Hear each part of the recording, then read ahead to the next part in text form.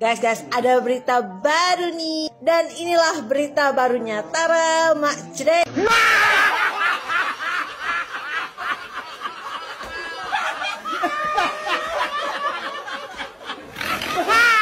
Ternyata di tahanan KPK, Hasto itu merasa nyaman ya. Dia bisa ngopi. Ya kalau kira-kira kerasan di situ aja yang lama, Pak. Kalian lebih percaya omongannya Pak Jokowi atau Pak Hasto yang tanpa bukti itu mengenai siapakah dalang dari pelemahan KPK? Mengapa? Oke. Presiden menangkap, ketika berbicara Presiden menangkap kekhawatiran itu. Dia menangkap, jadi langsung beliau berkata, soal saya adalah semua partai mendukung RUU KPK itu. Jadi saya menangkap beliau itu berdiri sendiri. Partai pendukung beliau yang memilih beliau omong kosong, tidak ada mendukung KPK.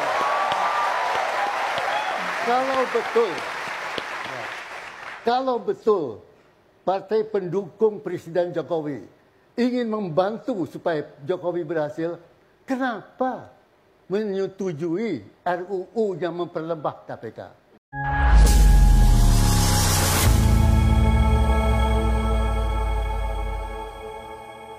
Assalamualaikum warahmatullahi wabarakatuh. Saudara-saudaraku sebangsa dan setanah air, dimanapun kalian berada, semoga kalian selalu dalam kondisi sehat walafiat. Berjumpa lagi dengan saya di Gaspol Update. Kami bukanlah buzzer pihak manapun, kami hanya menyajikan keputusan tetap ada di tangan Anda. Teman-teman, ini ada video yang menurut saya cukup menarik, yakni tentang perkembangan tuduhan Sekjen Moncong Kura-Kura kepada Jokowi terkait upaya pelemahan KPK ya. Jadi kita ketahui bersama berdasarkan video yang disimpan di Rusia itu, yang isinya sangat dagelan itu kan kita sama-sama tahu lah gitu ya, yang bersangkutan menuduh Jokowi lah biang gerok di balik pelemahan KPK. Dan inilah saya sukanya ya dengan para ternak Mulyono. Apa bang sukanya bang? Sukanya begini. Kebanyakan ternak Mulyono itu kreatif dan tidak mudah percaya. Jadi setelah dilakukan penelusuran digital teman-teman ya, ternyata yang mengusulkan revisi Undang-Undang KPK tersebut pada tahun 2019 kalau nggak salah itu adalah 6 anggota DPR. Lintas partai, lintas fraksi, ada dari partai terbesar di Indonesia kalau nggak salah ada 2. Kemudian juga ada dari Nasdem kalau nggak salah, kemudian dari P3 ya kan. Dan jejak digital lain menyebutkan justru Jokowi lah yang menolak hasil revisi Undang-Undang KPK tersebut gitu loh. Bahkan sampai Jokowi menolak tanda tangan. Coba bayangkan ya kan. Ini memang menurut saya sekjen partai terbesar di Indonesia ini adalah sekjen paling DUNGU sedunia versi on the trot. Nah, bagaimanakah videonya dan bagaimanakah respon netizen? Mari kita tonton bersama, kemudian mari kita komentari bersama di bagian akhir video. Ini dia. Guys, ada berita baru nih. Dan inilah berita barunya. Tara, mak cedek.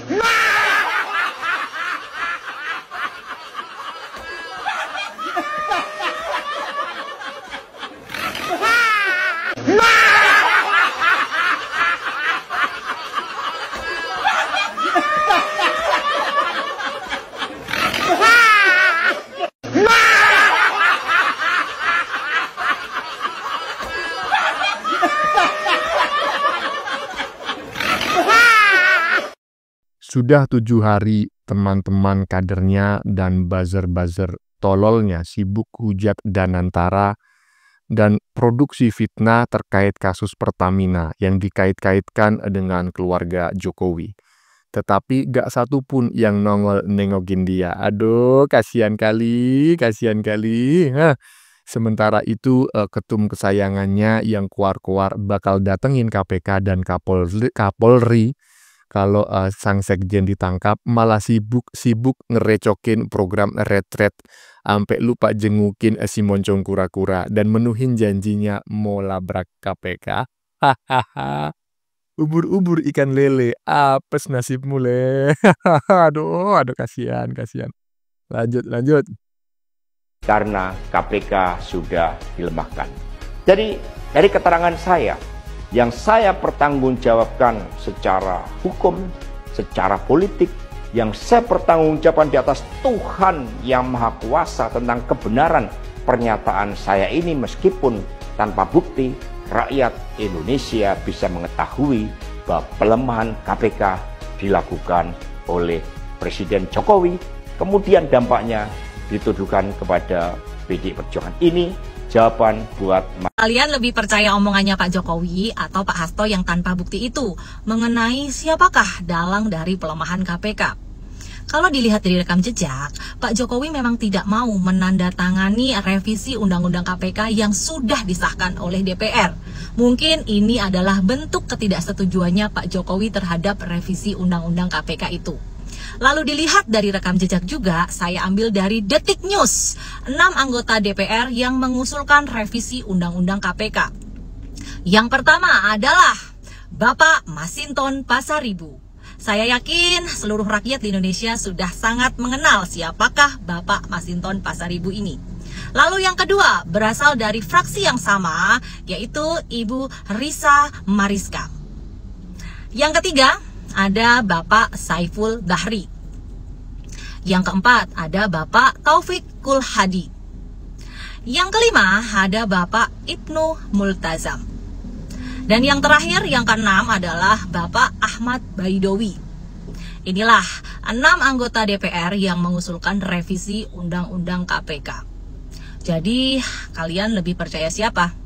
Pak Hasto atau Pak Jokowi?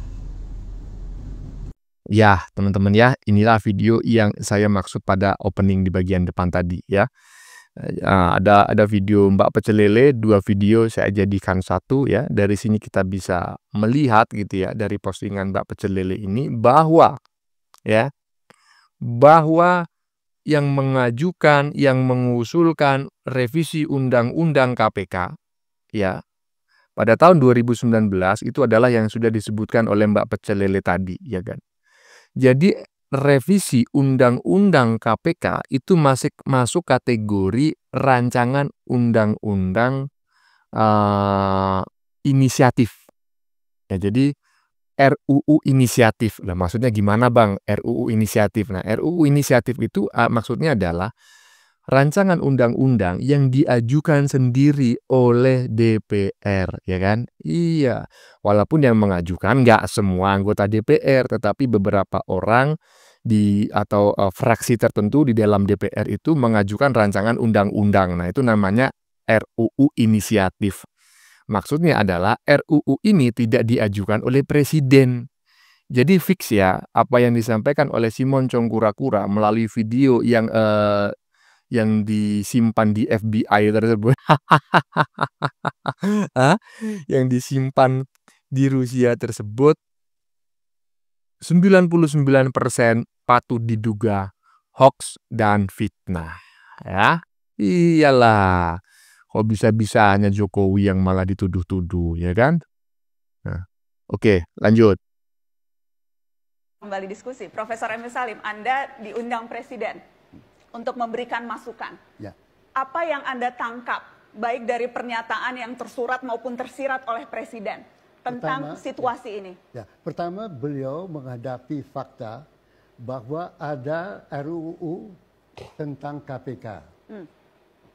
Kami berpendapat keliru isi dari RUU KPK yang intinya melemahkan KPK. Tidak ada instansi dari pemerintah sejak proklamasi yang berhasil seperti KPK. Ketua Mahkamah Konstitusi ditangkap, Ketua DPD, Dewan Perwakilan Daerah, DPR, Ketua Partai, macam-macam. Itu dilakukan oleh KPK terhadap oknum-oknum partai politik yang hanya KPK berani berbuat. Karena itu, setiap usaha memperlemah KPK, kami anggap melawan garis kebijakan Presiden yang ingin membangun pemerintahan yang bersih dan berwibawa. Jadi persoalannya adalah isi dari Perpu melemahkan KPK. Isi dari undang-undang, revisi. Revisi, itu yang kita tentang. Kalau KPK berhasil sehingga memberantas korupsi, mengapa diperlemah? Mengapa diangkat Dewan Penasehat? Mengapa? Oke.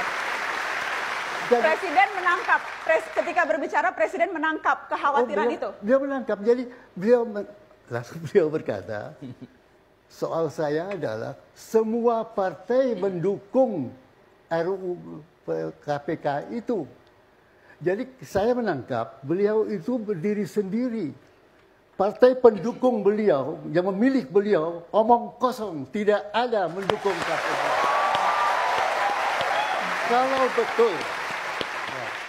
Kalau betul partai pendukung Presiden Jokowi ingin membantu supaya Jokowi berhasil, kenapa menyetujui RUU yang memperlemah KPK? Sedangkan KPK terbukti berhasil memberantas. Oke. Saya jawab ya. Sebentar, Prof. Dalam konteks kemudian sekarang saya ingat, saya pernah membaca ada pernyataan Pak Jokowi yang bilang saya kan tidak punya fraksi di DPR. Konteksnya apa ketika menyampaikan itu? Apakah memang itu pengakuan bahwa sedang dikeroyok DPR? Implisit berkata semua partai mendukung RUU KPK itu. Beliau sendiri berdiri sendiri. Mana partai-partai yang sok membantu beliau? Sok. Ya. Gini, ya. Terima kasih, Prof. Yang pertama, Nana, sebelum sampai ke Prof, saya harus luruskan dulu ya. Bahwa tidak ada partai politik, khususnya kami, Nasdem ya, yang menolak Perpu. Ya, sabar dulu, satu-satu, Prof. Yang menolak Perpu. Kami tahu, ya, Perpu konstitusional. Kami tahu legislative review konstitusional. Kami tahu judicial review konstitusional. Tiga-tiganya konstitusional, ya. Kalau presiden yang punya kewenangan menggunakan Perpu, silakan urusan presiden. Nanti proses politiknya ada di DPR. Kalau tanya sama kami, ya, kewenangan pembuat undang-undang itu ada dua. Yang satu legislative review normalnya, yang satu melalui Perpu. Nah, yang ketiga melalui civil society ada jalurnya judicial review. Ya, silakan juga nanti MK itu final dan mengikat. Oke. Ya, itu yang pertama. Kami dari Ya, teman-teman, barusan kita melihat video cukup panjang ya, percakapan di acara bukan Mata Najwa ya, yang di situ dihadiri Profesor Emir Salim Emil Salim begitu, saya lupa. Yang jelas ini video sudah cukup lama sekali dan sudah berkali-kali kami jadikan materi ya sejak masa Pilpres lalu, karena banyak sekali netizen yang memotong pendapat komentarnya Prof. Emil Salim tadi yang mengatakan bahwa Jokowi berjuang sendiri. Partai yang mendukungnya tidak pernah mendukungnya, ya, partai yang mengusungnya maksudnya. Partai yang mengusungnya maju sebagai presiden tidak pernah mendukungnya, ya. Dan ternyata teman-teman, saya baru tahu sekarang bahwa video tersebut adalah potongan video Prof. Emil Salim ketika diwawancarai oleh Najwa Shihab ya dalam acaranya mengenai revisi Undang-Undang KPK ya. Dan tadi kita bisa mendengar bareng-bareng bahwa Jokowi lah yang justru menolak hasil revisi Undang-Undang KPK ya, yang isinya melemahkan KPK. Nah, ini berbanding terbalik dengan tuduhan yang disampaikan oleh si Sekjen Monjong Kura-Kura melalui video yang katanya menggemparkan dunia itu, ya. Padahal videonya bikin dagelan, bikin orang ketawa, ya kan? Hah? Jadi menurut pernyataan Prof. Emil Salim barusan, yang justru menolak menandatangani hasil rancangan undang-undang KPK itu adalah Jokowi. Ya kan? Nggak benar berarti kalau dikatakan bahwa Jokowi yang menginginkan undang-undang KPK itu direvisi. Dan Jokowi menggelontorkan anggaran 3 juta US dollar untuk mengegolkan revisi tersebut. Karena faktanya yang menolak menandatangani adalah Jokowi. Namun, semua fraksi di DPR ingin melemahkan KPK demi kepentingan para koruptor. Ini yang dapat saya simpulkan dari pernyataan Prof. Emil Salim barusan ya. Ya, inilah saya senangnya teman-teman ya, menjadi ternak Mulyono gitu loh. Jadi tidak mudah termakan hoax gitu. Ketika ada informasi, oh oke, kita terima. Tapi disaring dulu, cross check dulu, baru sebarkan ulang ya kan. Beda lah dengan anak-anak kebo, apalagi anak-anak unta ya kan. Usianya udah uzur ya kan, udah pada peot, hobinya demo ya kan. Kalau nggak menyebarkan hoax, ya termakan hoax. Cuma 2 itu kemungkinannya. Ya teman-teman, lanjut. Tonton video ini sampai selesai ya. Wah, seru banget nih. Saya diterima dengan sangat baik oleh para tahanan yang lain, warga Merah Putih. Bahkan kemudian ketika saya dikenakan isolasi, banyak yang memberikan bantuan. Ada berupa kopi, teh. Ternyata di tahanan KPK, Hasto itu merasa nyaman ya. Dia bisa ngopi. Ya kalau kira-kira kerasan di situ aja yang lama, Pak. Dan mungkin teman-teman Anda dari kader PDIP sendiri itu menginginkan bahwa Anda itu ditahan dengan waktu yang lama atau dipecat sebagai sekjen PDIP biar temanmu itu bisa menggantikanmu menjadi sekjen PDIP. Tenang ya Pak Hasto, kalau di situ betah, nanti bentar lagi juga akan ditemenin sama emakmu, sama Ganjar, sama Anies. Mungkin bentar lagi akan menemanin kamu di KPK kok Pak Hasto, tenang aja. Jadi nanti di sana kalian bisa bikin tuh presiden-presidenan, sekjen-sekjenan. Hasto minta keluarga Jokowi ditangkap karena kata Hasto, Pak Jokowi itu membayar 3 juta dolar untuk mengesahkan undang-undang KPK. Kalau memang itu benar, berarti Masinton Pasaribu kader PDIP juga kebagian dong. Gini loh, kan yang mengusulkan undang-undang KPK itu salah satunya adalah Masinton Pasaribu. No, buktinya no. Apakah benar selama menjabat Pak Jokowi itu korupsi? Coba kita simak pengakuan dari Pak Mahfud MD. No. Kelemahan Pak Jokowi itu apa gitu? Atau kekuatan Pak Jokowi apa? Kok kuat sekali? Meskipun sudah digoyangkan. Saya bilang kekuatannya begini, Pak Jokowi itu sudah dicari-cari. Salahnya, korupsinya nggak ketemu, nggak pernah korupsi. Keluarganya nggak ikut-ikut ngurusi urusan proyek negara, anaknya juga tidak. Nah itu kekuatannya, sehingga cari kelemahannya nggak ada. Itu lawan-lawannya udah cari salahnya, korupsinya nggak ada sama sekali. Kalau ada udah habis dia. Kalau ada, gitu. Oh, masyarakat di Indonesia itu menunggu-nunggu bukti yang dipegang Pak Hasto yang dititipkan di Rusia sama KONI itu segera dibongkar. Nah ini Pak Hasto udah ditahan kok nggak dibongkar-bongkar toh Pak? Malah ini nih ada yang bongkar kayak gini nih. Titipkan KONI Rahakundini di Rusia. 1. Pembunuhan 6 laskar FPI atas perintah Jokowi.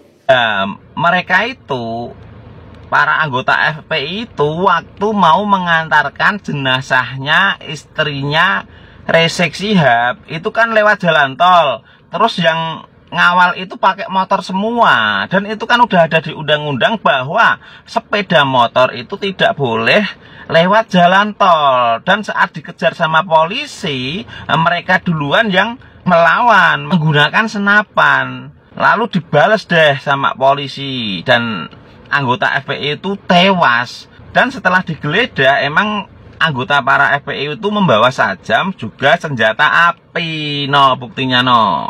Yang kedua, Jokowi menerima aliran judol dari Sambo.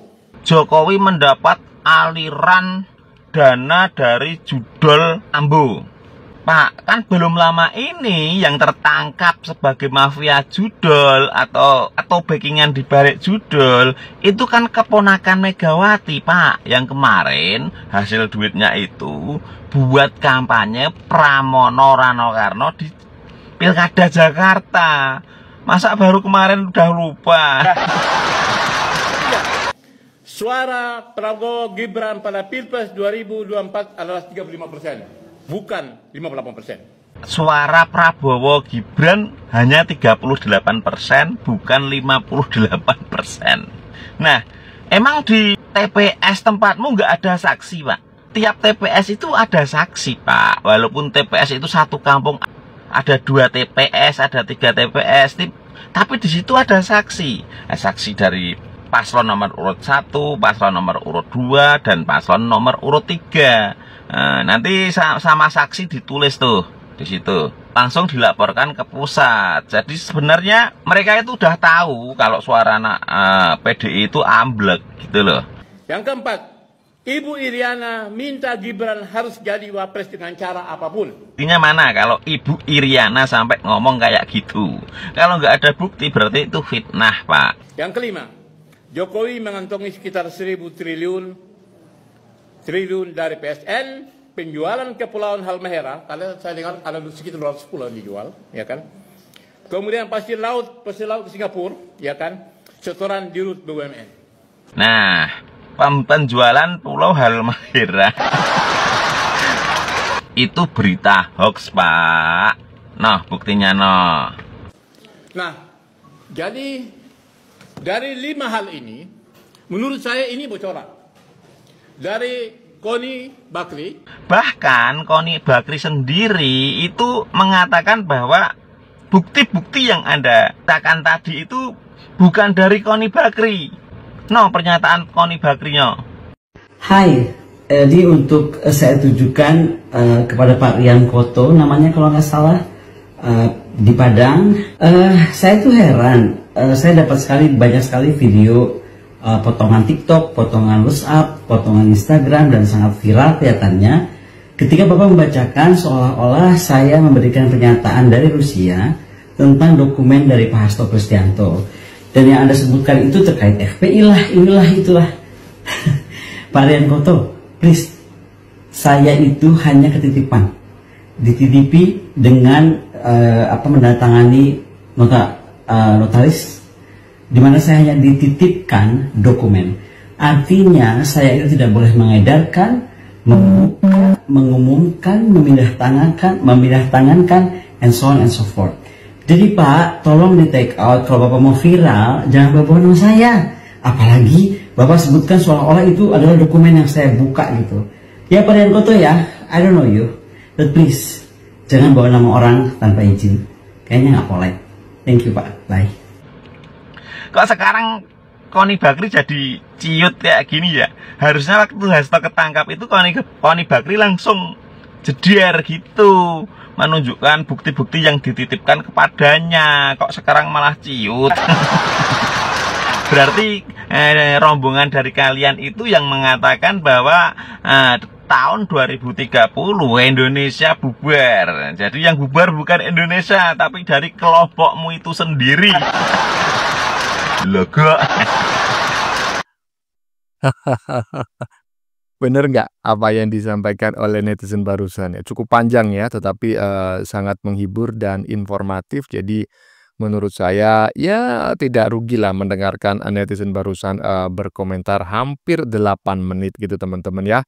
Tadi di bagian agak di depan saya mendengar ya pernyataan netizen barusan bahwa sebetulnya para kader partai terbesar di Indonesia itu mengharapkan si moncong kura-kura itu ditahan dalam waktu yang lama. Emang bener ya? Ini saya bener-bener bertanya loh, saya nggak ngerti gitu loh. Emang iya ya bahwa sebagian besar kader partai terbesar di Indonesia itu menginginkan gitu loh. Menginginkan si moncong kura-kura itu ditahan dalam waktu yang lama. Kalau perlu sekalian dipecat gitu ya sebagai sekjen gitu. Agar kader-kader lain ini bisa menggantikan posisi tersebut ya kan. Iyalah banyak kader lain yang lebih apa namanya ya, yang lebih kredibel lah, lebih layak menduduki jabatan sebagai sekjen daripada si moncong kura-kura yang bisanya cuma ya menebar hoax, fitnah dan lain sebagainya ya kan. Dan kalau menurut saya ya jangan cuma sekjennya aja lah yang diganti. Kalau memang kader partai terbesar di Indonesia menginginkan adanya regenerasi. Jangan cuma sekjennya, ibu ketumnya itu juga harus diganti. Masa jadi ketua umum ribuan tahun, ya kan? Ribuan tahun jadi ketum. Ini sebetulnya negara demokrasi apa negara feodal, kan macam kayak gitu. Kalau tetap itu aja, itu kan sama aja sebetulnya feodalisme yang macak sebagai sebuah demokrasi gitu loh. Aduh. Ya teman-teman, sudah kita saksikan bersama beberapa video yang sudah kami sajikan. Tadi di bagian depan kita lihat bareng-bareng ya, video tentang pernyataan seseorang yang sudah cukup sepuh ketika diwawancarai Najwa Shihab ya beberapa waktu lalu. Saya tadi ingat namanya adalah Profesor Emil Salim ya. Jadi itu adalah jejak digital ya masa lalu kemungkinan tahun 2019 yang memperlihatkan bahwa justru Jokowi lah yang berjuang sendirian menolak hasil revisi Undang-Undang KPK tersebut karena hasil revisinya dianggap sangat melemahkan KPK. Tapi faktanya yang menyetujuinya adalah para anggota DPR, ya kan? Tapi sekarang justru berbalik, yang diserang malah Jokowi ya. Seolah-olah Jokowi yang mengusulkan, seolah-olah Jokowi yang berinisiatif, seolah-olah Jokowi lah yang ingin melemahkan KPK demi Gibran dan Bobi. Dan kemarin udah dijawab oleh Jokowi, coba dibayangkan pakai logika, dipikir. Masuk akal nggak? Apa hubungannya merevisi Undang-Undang KPK dengan ibaratnya memuluskan Gibran dan Bobi? Nggak ada, ya kan?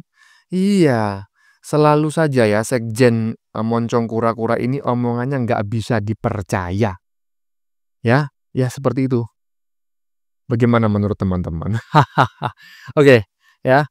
Konten yang baru saja kita saksikan ini adalah tentang perkembangan ya atas tuduhan Sekjen moncong kura-kura kepada Jokowi terkait upaya pelemahan KPK melalui revisi Undang-Undang KPK yang dilakukan tahun 2019 lalu ya.